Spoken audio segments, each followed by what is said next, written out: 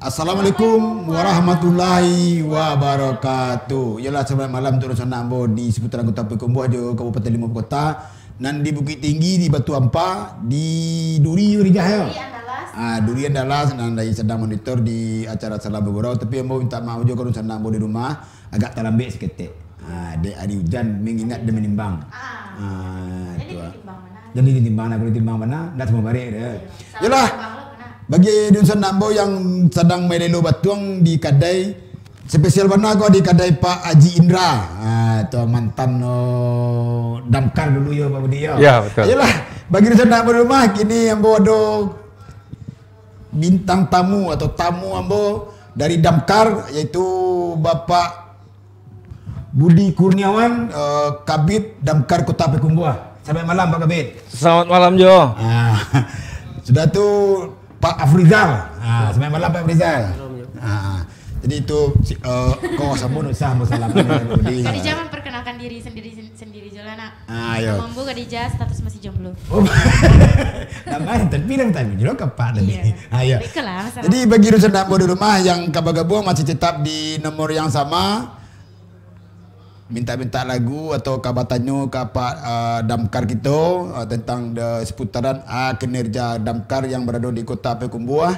Baa efeknya bagi Nusa Nambo di rumah menguntungkan atau baa bisa diminta sarannya ke Pak Budi langsung.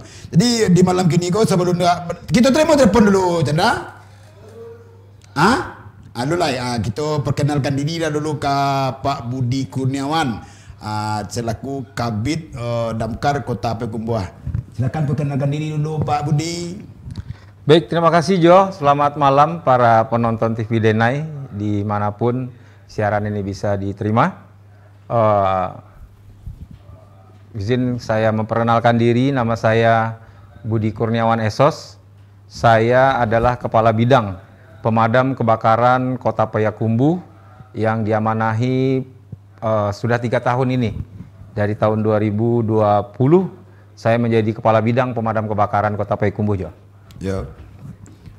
Silakan Pak Afrizal. Ini bahasa Minang lah. Oh, bahasa Minang lah Pak. Assalamualaikum warahmatullahi wabarakatuh. Selamat malam. Nama ambo Afrizal Chan.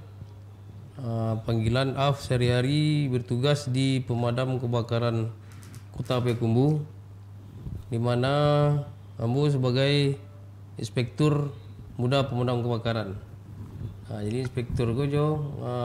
Diku kita bahas tuh. Jadi. Diku kita bahas. Jadi. Yalah, bagi Nusa Nambo di rumah, kita tanyalah, kita gali dulu tentang pemadam kebakaran. Iya, tapi sebelum kita gali, acara kita disponsori malam kok Dek Susu Jahe Merah sama Ines Kosmetik. Di sana bisa cari di outlet terdekat. Sudah tuh ada Ines Kosmetik, Bejo lah. Alun. Bejo udah gereja. Dan sana bisa mencari Bejoko di outlet terdekat, yang di apotek ada, di pasar-pasar, di kade-kade ada. Ada ya. Susu Jahe Merah untuk meringankan kembung, masuk angin, memelihara daya tahan tubuh, banyak lah gunanya. Apalagi jahe merah kan tahu mama sendiri kan guna manfaatnya banyak kan. Iya. Jadi untuk dan sana kita yang karajonyo shift malam rancak banyak kayak awak kan. Jadi. Lado. Sama Ines Kosmetik juga kalau di situ Lado disediakan di serangkaian produk Ines Kosmetik, baik skincare, body care, sadu-sadunya produk-produk kosmetik lainnya. Ada. Lah sampai gereja tuh. Lah sampai. Pilih sampai noleh. Iya, lanjut lah Mama lu. Iyalah. Bagi Nusa Nambo rumah ambo ka batanyo dulu ka Pak Budi Kurniawan selaku Kabid Damkar Kota Payakumbuh. Pak Kabid. Iya Jo. Ada nang kambo tanyuan ka Pak Kabid tentang Pak Kabid yang berkecimpung di damkar gua. Jadi ambo tak masuk nama tu Pak Kabid tentang silsilah Pak Kabid di damkar gua. Pertama mana dari THL dulu. Dah tu langsung jadi Kabid. Coba cerita itu Pak Kabid. Yo, ndak lo dari THL langsung jadi Kabid Jojo. Ndak. Jadi jadi kalau mau cerita gak panjang awak pendek saja. Ambo dari tahun 2000 bergabung di Pemko Payakumbuh ko. dengan status THL. Dulu THL namanya tenaga harian lepas. 2000 ampe terus ambo di Satpol PP. Tahun 2005 kami tes THL jadi PNS. Alhamdulillah ambo lulus jadi PNS, diangke tahun 2006. Lanjut karajo di Satpol PP. 2008 ambo jadi ajudan wakil wali kota Bapak AKBP Haji Samsul Bahri dulu. Sampai tahun 2002 balik. Nah, 2002 balik berganti menjadi Bapak Riza Falepi. Nah, alhamdulillah ambo diambil pulau balik jadi ajudan wali kota. Jadi periode pertama Bapak Riza Falepi ambo jadi ajudan beliau sampai tahun 2006 balik ambo dipercaya menjadi Kapalo Kelurahan Payolanse. Hampir 2 tahun ambo di situ. Barulah ambo dipromosikan jadi eselon 3 pertama di Satpol PP lo balik. Satpol PP balik ke habitat namanya Jo. Kembali ke habitat. Kembali ke habitat lo Awak ni menyebut model dulu ambo kan. Nah, tuh dari Satpol PP ambo pindah ke perindustrian waktu itu. Kabit perindustrian. Waktu itu awak sedang gencar-gencarnya membuat The City of Randang Payakumbuh. Jadi sentra Randang yang di Padang Kedua itu menjadi tanggung jawab ambo. Hampir 1 tahun ambo di situ alhamdulillah. Tuh disuruh pindah pulau dapat amanah baru di DP3 AP2KB. Waktu itu jadi kabit PPA namanya, Perlindungan Perempuan dan Anak. Tapi 3 bulan awak tahun 2020 Maret COVID. Nah, pada saat itulah ambo diamanahi jadi kepala bidang damkar sampai kini Jo. Itu cerita. Tapi sebelum Pak lanjut, Wak terima telepon dulu ya Mas. Terima telepon dulu. Halo, assalamualaikum.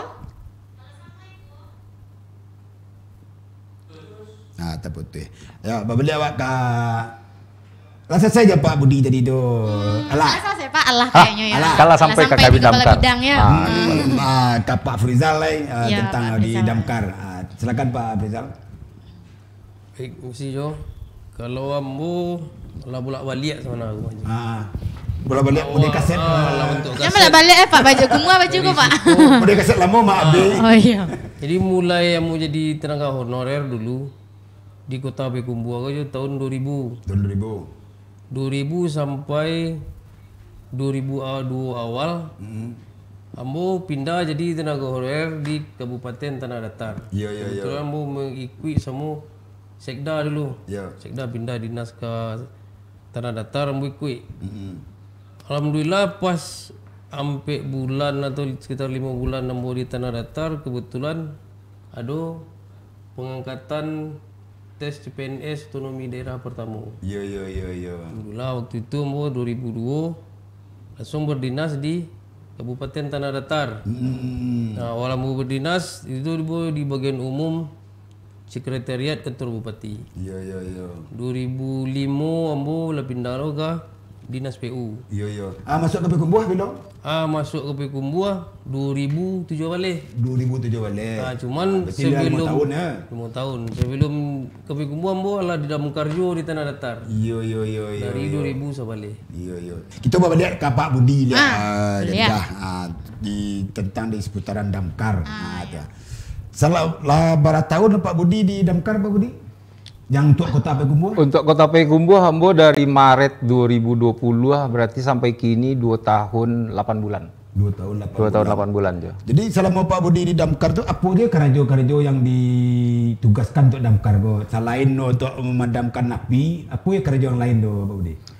Jadi Jo, karajo damkar tu selain memadamkan api, ada juga karajo-karajo non kebakaran namanya, penyelamatan. Seperti yang ajo caliak di Upin Ipin tu ada kucing tersangkui di pohon ya ketiga yo. Sapi masuk dalam parit, ada ular masuk dalam rumah, cincin tak bisa dibuka. Aduh cincin pernah lah banyak kami kerajuan. Aduh Khadijah calik batang Pak di Padang damkar anaknya masuk mesin cuci. Damkar juga tuh. Damkar. Jadi model itu karajo. Selain karajo-karajo lain kami seperti sosialisasi, ya, inspeksi alat proteksi kebakaran. Nah, itulah kerajo-kerajo damkar kini gitu Jo. Iya. Jadi multi talent di gua. Iya multi talent. Tapi selama tim damkar itu Pak menangani yang kasus-kasus yang penyelamatan ya. Apa kasus yang paling aneh yang pernah apa temui gitu Pak? Nyo kan pasti aneh-aneh itu kan kalau yang aneh dan agak itu yang unik lah gitu Pak. Unik mungkin Niko Khadijah. Ado kapatangko kunci rukonya tatingga diate minta tolong jo kadamkar. Kunci ruko tatingga abayangan dia jo tuh. Iya. Adamkar jo di teleponnya. Tapi bahala dia wak kan namanya masyarakat minta tolong kawa. Ndak do sampai ke kunci-kunci ruko ya Pak. Baru mengamuk bagai posadonyo gitu. Cuma ya itulah yang lucu-lucunya. Jadi ada yang menarik dan mau cek untuk Pak Afrizal. Pak Afrizal di damkar sebagai inspektur. Iya Pak. Apa lo pengertian itu Pak Afrizal? Jadi inspektur kebakaran gue Jo mempunyai legalitas untuk melakukan pengawasan, pemeriksaan, sama pemeliharaan sistem proteksi kebakaran. Iya. Khususnya di perkotaan. Itu ada sekolahnya tuh Pak Afrizal? Aduh, diklatnya tuh, ada pendidikannya. Berapa lama wak kuliah tuh Pak tuh? Pendidikannya lebih kurang Jo 8 hari.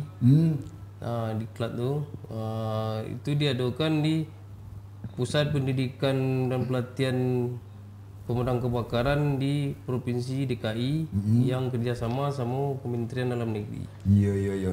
Itu untuk inspektur pelatihan tuh Pak Afrizal, Citiuk damkar lado tuh ya didudukkan salah seorang tuh. Citiuk damkar.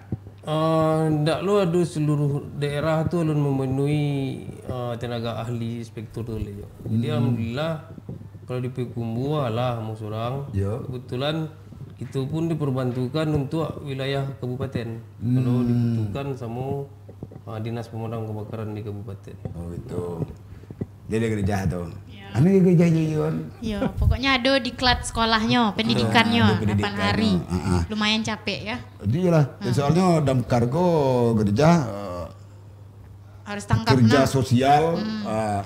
cepat tanggap, membantu masyarakat di bidang saja. Iya, segala bidang. Iya itulah. Yalah kita ajar dulu lagu Pak Budi, jawab Pak Afrizal. Tapi jangan gambar-gambar dulu sana, tetap di Dene Channel. Ranca Bana.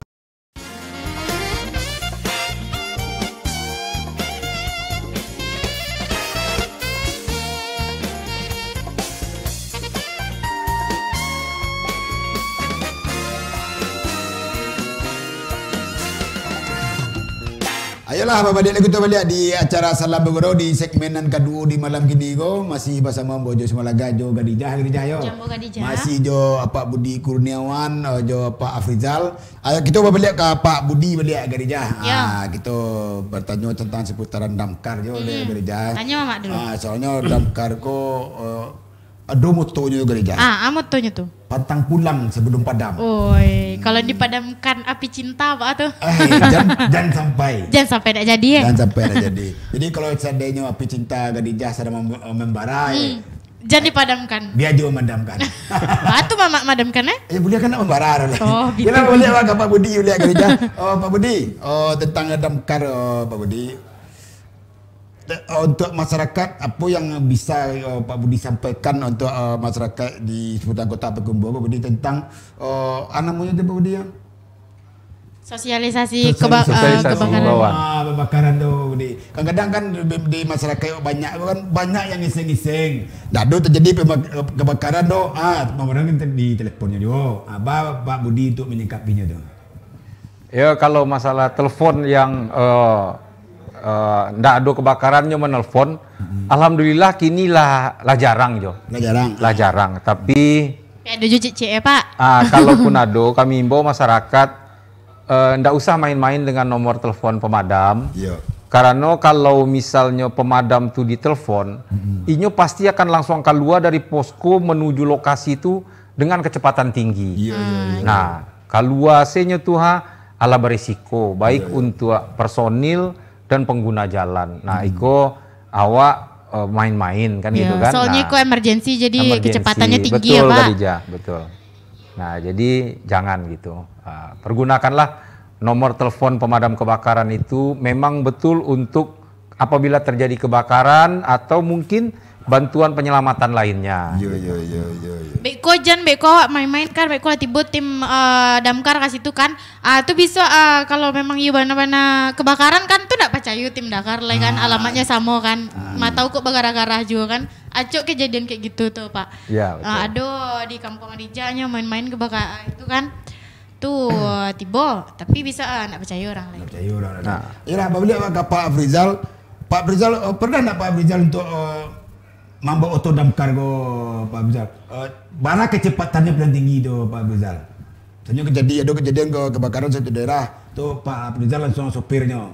Mana kecepatannya paling tinggi itu? Kecepatan paling tinggi warga oto roda 6 muatan 6 kubik itu jo. Yo. Paling bisa buka di atas 100 itu untuk bantu jalan di Lubuluri Baso. Yo. Itu bisa 100 sampai 120 itu bisa. Kalau untuk dalam kota yo cuman paling 90 itu. 90 ya. Lah kancang, sangat kancang. Ya. Jadi zona-zona apa yang tibu lambeknya atau pemadam oleh Pak Afrizal? Yo, jadi yo kalau secara undang-undang memang pemadam kebakaran prioritas utama untuk pemakaian jalan. Tapi kalau di samping itu tetap penyeberang jalan yang lebih dipentingkan. Nah, jadi zona yang tidak boleh sekali terjadi kebakaran walaupun di saat emergency itu jo zebra cross, penyeberang jalan. Zona selamat sekolah. Bantuan tanda-tanda merah di muka sekolah-sekolah aja jo. Itu memang awak wajib menurunkan kecepatan. Apalagi awak kan tahu misal jam-jam rami, jam rawan pulang sekolah, masuk sekolah. Jadi di situ paling tidak bisa ada kecelakaan. Walaupun saat emergency. Wajib awak menurunkan kecepatan. Tetap wajib jo Pak. Kok seandainya mau dego Pak, awak lah jalan. Ada oto yang masuk di jalan itu, tapi dia melintang di jalan itu Pak di damkar mantu sama atasinya tu Pak, atau didulukan nyo atau Pak? Nah, jadi gitu jo. Kalau si pengguna jalan tu, ndak adanya tampe untuk katapi atau untuk maila. Inyo wak prioritaskan dulu wagiannya jalan untuk melepaskan diri dari jalan. Tapi kalau dengan sengaja dibuatnya membuat auto pemadam kebakaran pemadam susah untuk jalan. Ada unsur kesengajaan. Ini bisa dikenakan melalui pasal oleh undang-undang. Karena nyecik pasal bisanya awak tuntut semua pasal. Aku cerita yang menarik jo Pak Budi. Ada rekan-rekan dari Pak Budi yang lah lama dapat informasi yang lama di damkar lah sekian lah hampir 10 tahun. Ya betul. Itu Pak Jiin ya. Pak Jiin Rajaya. Pak Jiin Rajaya. Diko kita bahas kok di segmen ketiga Pak Budi. Kita aja dulu lagu.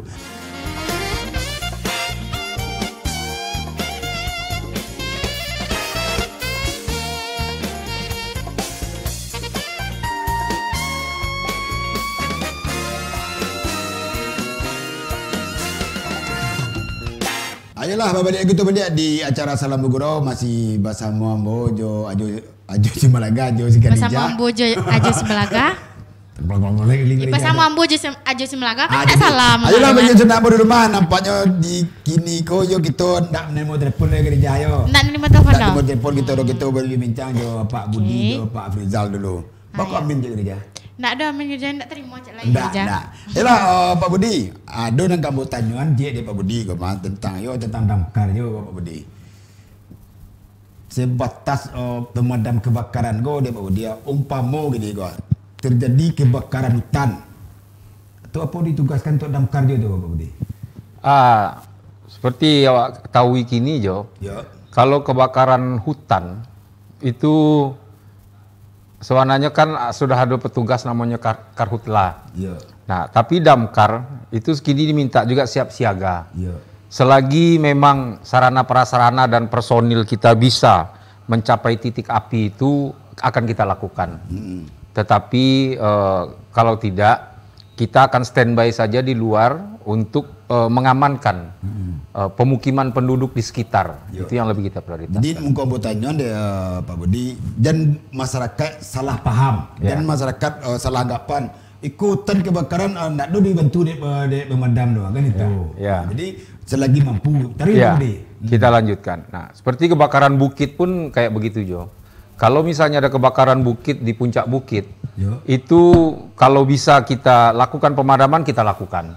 Kalau tidak, ya seperti yang saya sampaikan tadi, Ambo sampaikan tadi itu, kami lebih mengamankan dunsana awak yang ada di sekitar bukit itu gitu. Itu yang lebih kami prioritaskan begitu. Tapi kalau sarana prasarana damkar ko lengkap, diagih puluh helikopter kami, insya Allah kami lakukan pemadaman. Jadi Pak Rizal tentang yang tadi itu, Pak Rizal tentang apa Pak Rizal tadi itu? Tugas pokok dan fungsi. Damkar. Itu sampaikan deh Pak Rizal. Jadi tugas pokok damkar itu ada 5. Jadi pertama pencegahan kebakaran. Pencegahan tadi itu berupa sosialisasi tentang pengawasan, proteksi kebakaran, usaha semacamnya. Kedua, pemadaman kebakaran itu sendiri. Ketiga, penyelamatan. Jadi penyelamatan itu bisa dari kecelakaan transportasi, bisa dari kecelakaan kerja dan segala macam penyelamatan. Yang keempat, pemberdayaan masyarakat ya. Jadi pemberdayaan masyarakat itu seperti rekrut relawan kebakaran misalnya, melakukan sosialisasi ke masyarakat. Nah, jadi itu yang keempat. Yang kelima namanya penanganan zat berbahaya beracun kebakaran. Jadi maksudnya kebakaran bahan-bahan beracun. Jadi cara penanganannya itu termasuk tugas dan pokok pemadam kebakaran. Itu Pak Budi tentang pengamanan di toko-toko Pak Budi ya. Ada cerita tadi Pak Budi kan ada yang 500 dan masalah apar tadi itu Pak Budi. Jadi kini kau bakal kiat khusus di Pak Budi gini tu tentang seperti pengamanan tu. Jadi Jo, awak harus tahu dulu kebakaran kok kan sadonya awalnya ketek. Dan harus awak pahami pula kebakaran kok bisa terjadi di masa saja dan kapan saja. Jadi Ambo himbau masyarakat untuk menyiapkan alat pemadam. Alat pemadam kok bisa yang tradisional, bisa yang modern. Kalau yang tradisional kan contohnya awak sadion karuang goni di rumah, kan gitu kan. Atau yang awak cali di SPBU ada pasir, kasiak tuh mah, hanya jo lumpur bagai bisa warnanya. Nah, kalau yang modern tuh apar namanya, alat pemadam api ringan. Nah, itu kami bersinergi jo PU, jo satu pintu perizinan. Jadi bangunan gedung yang akan membangun itu IMB-nya. Nah, kalau memang secara aturan dia harus memiliki alat pemadam, harus ada rekomendasi dari pemadam. Itu. Yang kedua masalah izin usaha. Nah, kawan-kawan di satu pintu Beko secara regulasi akan mencalia. Nah, yang usaha-usaha yang harus pakai alat pemadam, itu harusnya rekomendasikan ke kami. Lebih damkar dan harus menyiapkan alat itu. Nah, karena alat pemadam itu sebenarnya kan untuk melindungi aset awak surang. Betul. Nah, letaklah misalnya ajo punya toko ado isinya bagai mungkin ada sekitar 500 juta sadonya. Alat pemadam paling 500.000 sampai 1 jutanya. Aragonya. Kalau terjadi kebakaran, ndak ada di kadai ajo tu apar tadi tu, habis 500 juta ajo. Nah, tapi dia ada apar, ada koslet di situ, ajo bisa mematian. Nah, itu sebenarnya yang sedang kami sampaikan ke masyarakat gunanya apar gitu. Tapi kalau misalnya ada perusahaan-perusahaan kan yang harus pakai apar kan Pak, lah direkomendasikan dek damkar. Tapi perusahaan ndak juga mematuhi solusinya dari damkar tuh Pak. Tindakan. Apa tindakannya? Nah, sebenarnya awak harus ada regulasinya dulu. Nah, kami rencana di pemadam Kota Payakumbuh akan membuat satu perda namanya Perda Proteksi Kebakaran. Dan sebenarnya di undang-undang lah ada juga gitu. Nah, apabila ada bangunan atau apa yang tidak memiliki proteksi kebakaran, contoh di Pekanbaru itunya punya Perda Proteksi Kebakaran. Apabila bangunan gedung kok tidak menyiapkan alat proteksi kebakaran, itu dipasangnya baliho gadang, dibuatnya di situ jo. Bangunan ini tidak aman bahaya kebakaran. Nah, jadi itu orang akan gitu. Harusnya begitu gitu. Dibuat model itu, Khadijah. Jadi Pak Budi, program jangka panjang untuk damkar gini yang sedang Pak Budi gini Pak. Program jangka panjang Ambo seperti perintah Mendagri itu kita membantu Aretkar. Itu adalah salah satu dari tupoksi awak tadi pemberdayaan masyarakat. Kami alhamdulillah di Payakumbuh Allah membentuk sebanyak 90 ampe relawan kebakaran namanya. Relawan kebakaran itu adalah bentuk partisipasi masyarakat dalam menjago perpanjangan tangan kami. Tugas inyo bisa mensosialisasikan juga tentang bahaya kebakaran di lapau-lapau misalnya. Nah, habis itu apabila terjadi kebakaran, tugasnya pertama menelpon kami dulu. Menelpon kami. Habis itu kalau bisa melakukan pemadaman awal, melaki kami tiba. Habis itu mengevakuasi orang yang ada di dalam lokasi dan mensterilkan jalur untuk armada kami masuk. Nah itu. Dan kami berharap tahun besok pun akan kami tambah. Jadi kami berharap di masing-masing kelurahan tuh banyak relawan kebakaran kami. Jadi banyak perpanjangan tangan kami dan supaya awak bisa memberikan rasa perlindungan, rasa aman ke masyarakat bahwa relawan kebakaran itu adalah perpanjangan tangannya kami di kelurahan-kelurahan.